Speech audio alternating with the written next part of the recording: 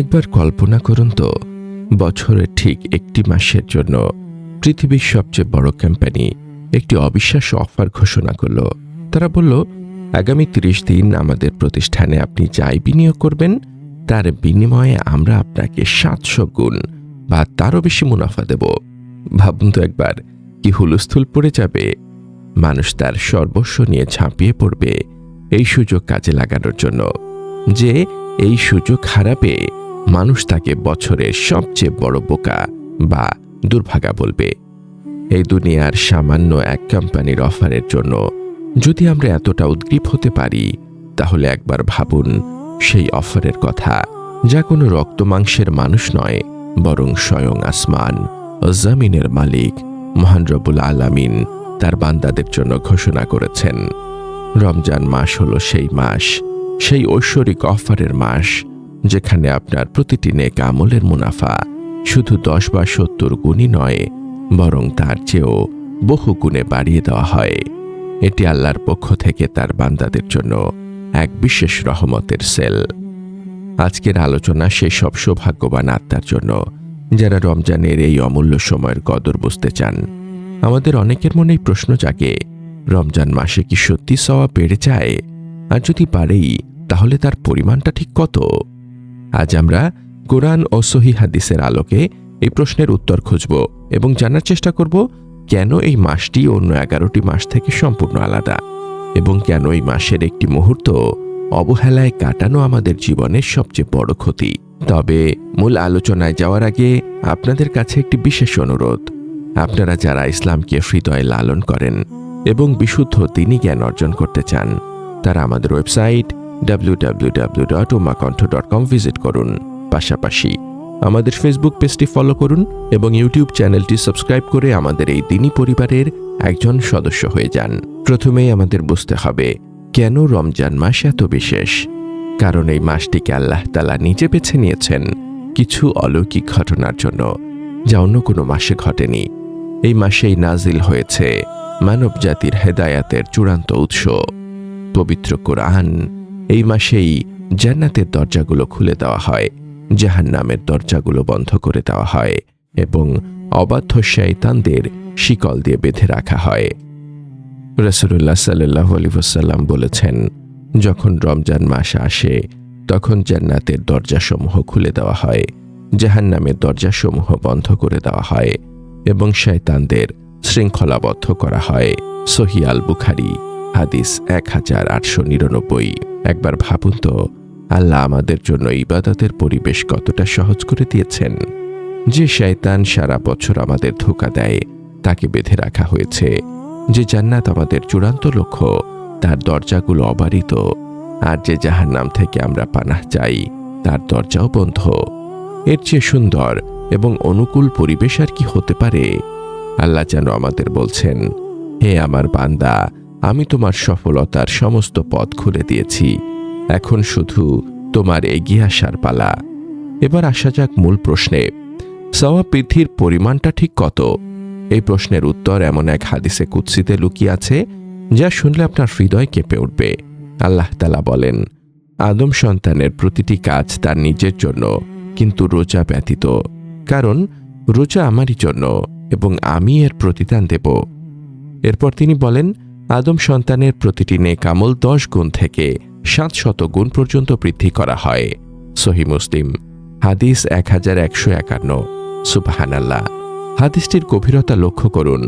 অন্যান্য আমলের ক্ষেত্রে আল্লাহ প্রতিদান বৃদ্ধির একটি সংখ্যা উল্লেখ করেছেন, 10 থেকে 700 গুণ, কিন্তু রোজার ক্ষেত্রে তিনি কোনো সংখ্যা বলেননি।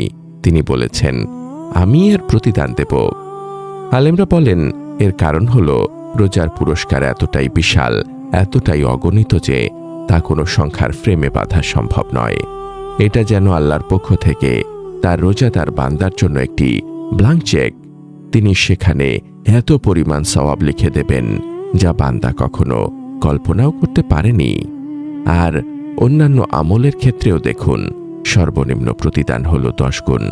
অর্থাৎ আপনি যদি রমজানে কোরআনের একটি অক্ষর পাঠ করেন, যেমন আলিফ, আপনি কমপক্ষে 10টি নেকি পাবেন। আর আল্লাহ চাইলে তার রহমতে তা 700 গুণ বা তারও বেশি পর্যন্ত বাড়িয়ে দিতে পারেন। একবার হিসাব করে দেখুন তো, আপনি যদি রমজানে মাত্র একবার কোরআন খতম করেন, যার মধ্যে প্রায় 3 লক্ষেরও বেশি অক্ষর রয়েছে, তাহলে আপনার সওয়াবের পরিমাণ কোথায় গিয়ে দাঁড়াবে? আপনি যদি রমজানে মাত্র 10টি টাকা দান করেন, আল্লাহ চাইলে তার বিনিময়ে আপনাকে 7,000 টাকা বা তারও বেশি দান করার সওয়াব দিতে পারেন। এটাই হলো আল্লাহর রহমতের অফুরন্ত ভাণ্ডার।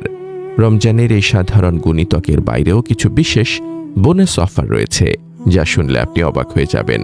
যেমন লাইলাতুল কদর। রমজানের শেষ দশকের বিজোড় রাতগুলোর মধ্যে লুকিয়ে আছে এমন এক রাত যা 1000 মাসের চেয়ে উত্তম। আল্লাহ তাআলা বলেন, লাইলাতুল কদর 1000 মাসের চেয়েও শ্রেষ্ঠ। সূরা আল কদর আয়াত 3। 1000 মাস মানে 83 বছরেরও বেশি সময়। অর্থাৎ আপনি যদি এই একটি রাত ইবাদতে কাটাতে পারেন, তবে আপনি আপনার পুরো জীবন ইবাদতে কাটানোর চেয়েও বেশি সওয়াব লাভ করতে পারেন। এটি কি আল্লাহর পক্ষ থেকে এক অবিশ্বাস্য উপহার নয়? আবার রমজানে উমরা পালন করার সওয়াব সাধারণ সময়ের চেয়ে অনেক অনেক গুণ বেশি। রাসূলুল্লাহ সাল্লাল্লাহু আলাইহি ওয়াসাল্লাম বলেছেন, রমজান মাসে একটি উমরা পালন করা আমার সাথে হজ করার সমতুল্য। সহিহ আল বুখারী 1863। একবার ভাবুন যে নবীর জন্য আমাদের প্রাণ উৎসর্গীকৃত তার সাথে হজ করার সওয়াব আল্লাহ কত সহজেই না তার প্রিয় বান্দাদের জন্য পুরস্কারের ব্যবস্থা করে রেখেছেন। কিন্তু সাবধান, যে কোনো বড় সেলের সময় যেমন লাভ করার সুযোগ থাকে, তেমনি সুযোগ হারানোর আফসোসও থাকে। রমজান মাসও ঠিক তেমনই। যে ব্যক্তি এই মাস পেয়েও নিজের পাপ ক্ষমা করাতে পারল না, তার চেয়ে দুর্ভাগা আর কেউ নেই। একবার রাসূলুল্লাহ সাল্লাল্লাহু আলাইহি ওয়াসাল্লাম মিম্বরে উঠছিলেন। প্রথম ধাপে পা রেখে তিনি বললেন আমিন, দ্বিতীয় ধাপে পা রেখে বললেন আমিন, তৃতীয় ধাপেও পা রেখে বললেন আমিন।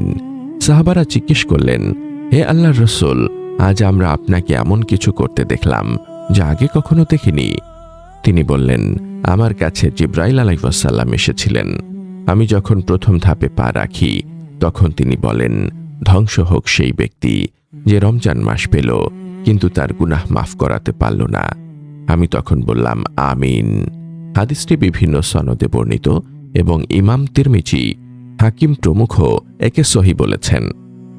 একবার চিন্তা করুন, দোয়া করছেন ফেরেশতাদের সর্দার জিবরাইল আলাইহিস সালাম, আর তার সাথে আমিন বলছেন নবীদের সর্দার মুহাম্মদ সাল্লাল্লাহু আলাইহি ওয়াসাল্লাম। এই দোয়া কবুল না হওয়ার কি কোনো সম্ভাবনা আছে? যে ব্যক্তি এত বড় সুযোগ, এত বিশাল অফার পেয়েও অলসতায় দিন কাটিয়ে দিল, নিজের পাপের জন্য ক্ষমা চাইল না, তার চেয়ে বড় হতভাগা আর কে হতে পারে? রমজানে সওয়াব বেড়ে যায়, এটা শুধু একটি গাণিতিক হিসাব নয়। এর আসল উদ্দেশ্য হল তাকওয়া অর্জন করা। আল্লাহ কোরআনে রোজার বিধান দেওয়ার পর বলেছেন, যাতে তোমরা তাকওয়া অর্জন করতে পারো। সূরা আল বাকারা আয়াত 183। এই মাসে বেশি বেশি সওয়াবের সুযোগ আমাদের দেওয়া হয়, যাতে আমরা ইবাদতের প্রতি আরো বেশি উৎসাহিত হই। আর যত বেশি আমরা ইবাদতে মগ্ন থাকব, তত বেশি আমাদের অন্তর পরিশুদ্ধ হবে। সুতরাং হে আমার ভাই ও বোন, আল্লাহর এই রহমতের অফার এখন চলছে। অলসতায়, অপ্রয়োজনীয় কথায় বা ঘুমের মধ্যে এই মহামূল্যবান সময়গুলো নষ্ট করবেন না। আপনার প্রতিটি নিঃশ্বাস যেন হয় আল্লাহর জিকির। আসুন আমরা এই রমজানে আল্লাহর অফারের সুযোগ গ্রহণ করি এবং আমাদের আমলনামাকে সওয়াব দ্বারা এতটা ভারী করে তুলি, যা দেখে কিয়ামতের দিন আমাদের চেহারা উজ্জ্বল হয়ে ওঠে। হে আল্লাহ, হে আরশের মালিক, তুমি আমাদের এই রমজান মাসকে রহমত ও মাগফিরাতের ওসিলা বানিয়ে দাও।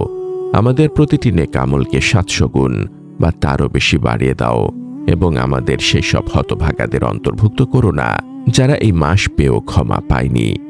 আমিন ইয়া রাব্বুল আলামিন।